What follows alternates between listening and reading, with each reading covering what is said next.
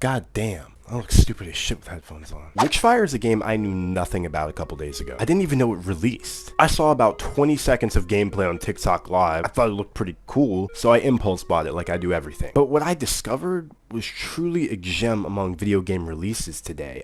I'd say a fucking diamond. Witchfire is the perfect shooter game, culminating tons of different concepts from first-person shooters over the years and combining them to make an outstanding video game, even for an early access title. Now you guys know I don't like to make you wait. Witchfire is an 8.5 out of 10. If you guys enjoy this video, make sure to leave a like, comment, and subscribe for more content like this. It really helps me out. Almost at 25k subs, so let's keep pushing for that number. Without further ado, let's get into the video. When you first launch the game, you'll see that they emphasize how it's only made by 12 people. 12 people! Only reinforces that it's not that hard to make a fun game. It's just you have to care about fun more than money. Blizzard. But let's talk about what Witchfire is first. Witchfire is a single-player, first-person, ability extraction game with heavy Dark Souls, Tarkov, and RPG influence. Seems like a pretty good blend, right? Well, it is. In this game, you'll have a home base where you can craft materials, upgrade your character stats, and research new items and spells to use. Kinda like Firelink's Shrine in Dark Souls. The game will have you go on different raid locations where the objective is to loot for treasure, acquire resources, kill enemies,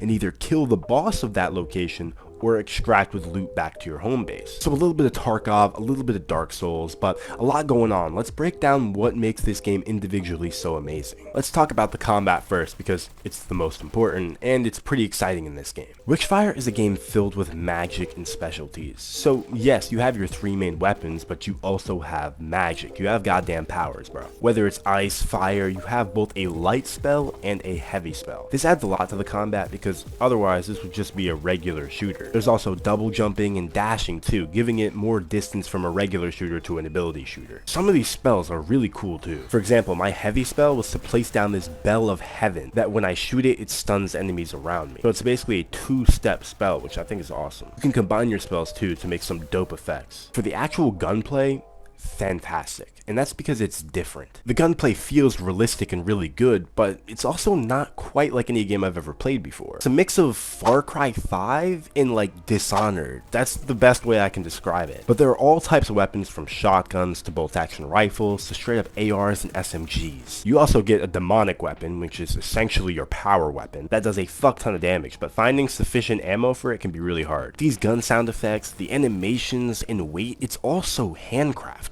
You can feel how much care and detail is put into every part of the game. That's what makes it better. I also like the, 1910s gun steampunk type feel of the game. There are also a good amount of enemy variants for only early access, even though yeah, they do get slightly repetitive. It doesn't change how good the enemies look visually though, and how they react to your shots by getting knocked over and stunned by your spells. Once you get a hang of the combat and combining your weapons and abilities together, you feel like a true witch hunter, and it's not really the same as any game. I'm gonna keep emphasizing that. It's a really, really different feel. So I've really been enjoying the combat loop, even when I'm dying over and over and over again, because this game is hard as fuck. This game is challenging. It's like Dark Souls, so if you think you're a casual player and can't compete with challenge, that might be something to think about. Next is the progression in Witchfire, and this is by far the best part of the game. Like I said, this game takes a lot of features from popular titles, and this is how the game becomes addicting. When you start Witchfire, you're literally only gonna have a fucking pistol. No spells, you're a scrub, nobody likes you, you have no friends. When you kill enemies, you're gonna find that they're dropping Witchfire, which is literally souls from Dark Souls. Literally, that's the currency in the game. And it's how you'll level up your base stats back at home. If you die without extracting or killing the boss, you're gonna lose all that Witchfire, just like Dark Souls. And that money is also used to buy things in games like opening up doorways and cleansing cursed objects. So that's what Witchfire is for. However, when you clear a group of enemies on the map, represented by this skull, when you kill the last enemy, a little totem will drop, allowing you to claim Arcana. Now, Arcana is the in-mission progression system. Whenever you clear a group of enemies, you'll be able to choose one ability from 3 stat trees to apply to your character. This can be increased damage, increased spell regeneration, health regeneration, all different types of buffs, but these are essential to helping you progress and fight harder enemies within the raid. The more enemies you kill, the more Arcana will drop, and as you get further into the Arcana tree, they'll get stronger. So it's a strategy to clear a whole bunch of enemies, get Arcana, and then go fight the boss with your in-raid buffs, because you'll lose them as soon as you extract. This keeps the gameplay fresh and gives me almost a Risk of Rain type vibe, where you're on runs and you can find upgrades. But you're probably wondering, how do you get spells and weapons? Research. So at your home base, there's a research mirror where you can invest in researching 2 things at a time, from new weapons to new spells to new upgrades for your weapons and spells. And it doesn't cost anything to research,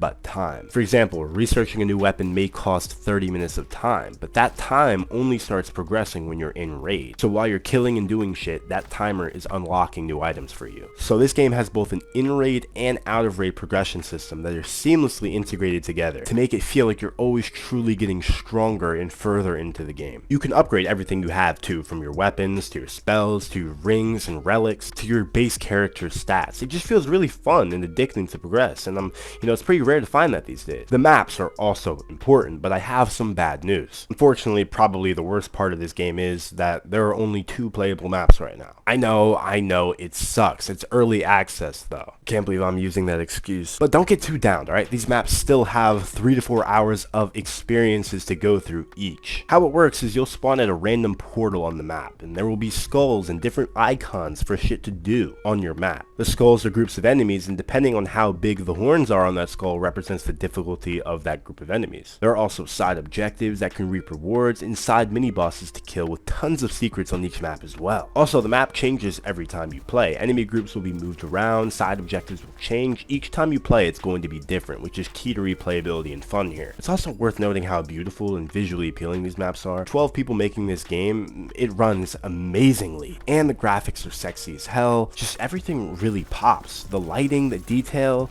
I just love it, man. I just fucking love it. But anyway, back to the maps. Throughout the time you play, you can choose to extract the different portals marked throughout the map. Keep in mind, the longer you play, the more portals will close, and the longer you stay, the more the map will get angry. I'm gonna let you find out what that means for yourself, right? I'm not gonna spoil shit. I really can't wait for there to be more maps though, because the maps are decent size right now and they look awesome, so seeing some new geodiversity is only gonna make this game way better. Witchfire has everything you could need from a first-person shooter. Fun action, dope spells, good progression system, super challenging, and yet still a little bit arcadey. I do have some minor complaints, but really, it's nothing worth talking about. All of it would just be nitpicking. This game is fucking great. Witchfire, man, what a game that I found. I usually don't find games myself just by randomly coming across it. I've essentially beat the game now, so I'll probably slow down on it a little bit, maybe start a new account, but it's fun as fuck. They took the best ideas and features from all the games that I love and put it all together, and really that's how a lot of games should be being made these days. People either try to copy the exact same thing